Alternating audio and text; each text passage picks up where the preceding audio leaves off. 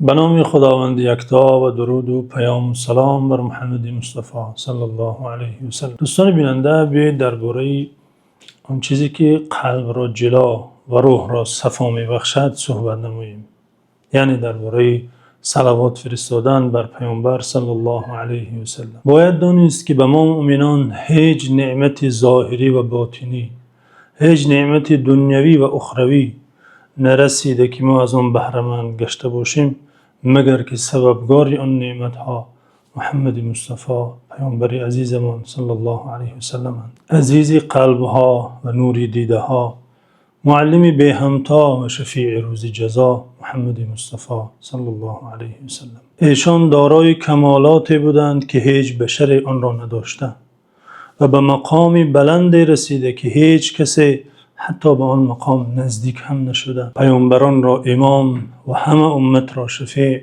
و برای همه اهل عالم رحمتند. پروردگار عالم رسالتش را به ایشان خاتمه بخشید و کلام خود را، قرآن عظیم الشأن را، معجزه جاودانی او گردانید. در وصف ایشان هر قدر گفته شود کم است، بلکه زبان و قلم از بیان حقیقت کمالات ایشان عاجز است. شخصی را که خداوند عزوجل در شأن او گفته باشد و انک لعلی خلق عظیم، بیشک تو دارای اخلاق عظیم و بزرگ هستی، چگونه میتوان او را وصف کرد؟ و آن عمر مبارک ایشان را چگونه میتوان حقش را ادا کرده شرح داد؟ آن عمری که خداوند به آن عمر قسم یاد کرده است. او تعالی جای دیگر در بیان منزله ایشان گفته و رفعنا لك ذکرک، نامی تو را بلند برداشت. هر کی به او پیوست به سنت او چنگ زد رستگار شد و هر کی از او غافل ماند، از سنت او دور ماند، به خسارت و زیان گرفتار شد. دل ز حب او توانا می شود،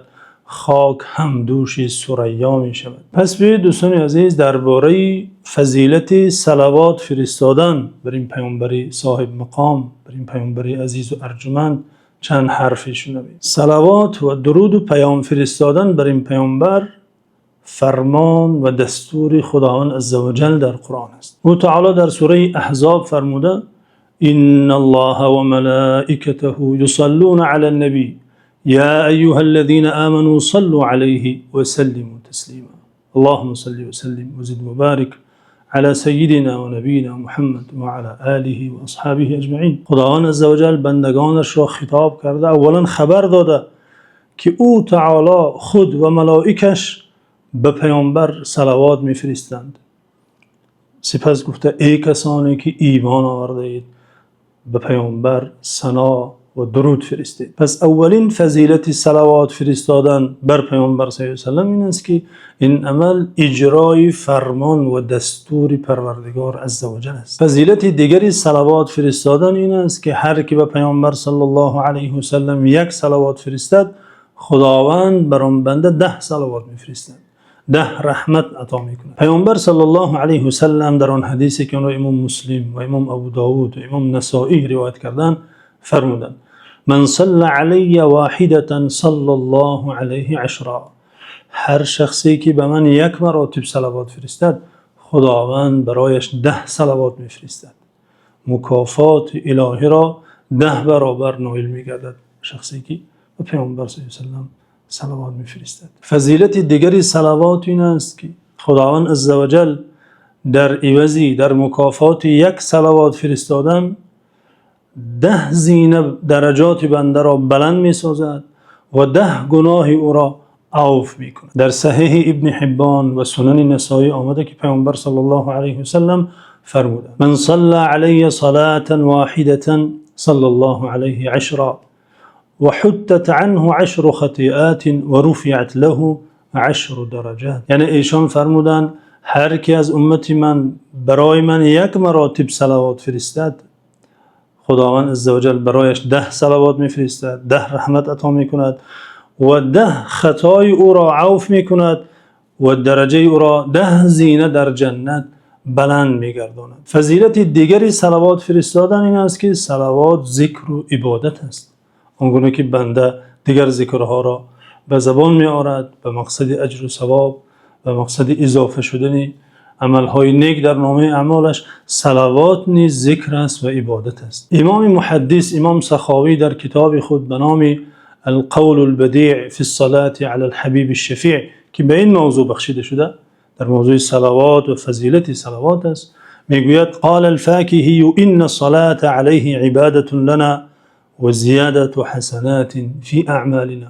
صلوات گفتن به پیامبر صلی الله علیه و سلم این عبادت است، برای ما عبادت محسوب می شود و این چنین زیادت حسنات، زیادت اجر و ثواب در نامه اعمالمون محسوب است. علامه محدث شبیر احمد عثمانی در کتاب نفیس و بزرگ خود شرح صحیح مسلم فتح الملهم میگوید هي سنة في الصلاة ومستحبة في كل اوقات الامكان واشد استحبابا في مواضع فصلها الفقهاء رحمهم الله تعالى منها یوم الجمعه. این امام محدث میگویند صلوات فرستادن بر پیامبر صلی الله علیه و سلم در داخل نماز از سنت های نماز و در بیرون از نماز هر وقت که میسر گردد از عمل های مستحب یعنی محبوب نزد خداوند است و در آن وقت هایی که فضیلت دارد که فقها بیان کردن استحبابش محبوبیتش بیشتر میگردد، از جمله در روز جمعه. فضیلت دیگری صلوات فرستادن این است که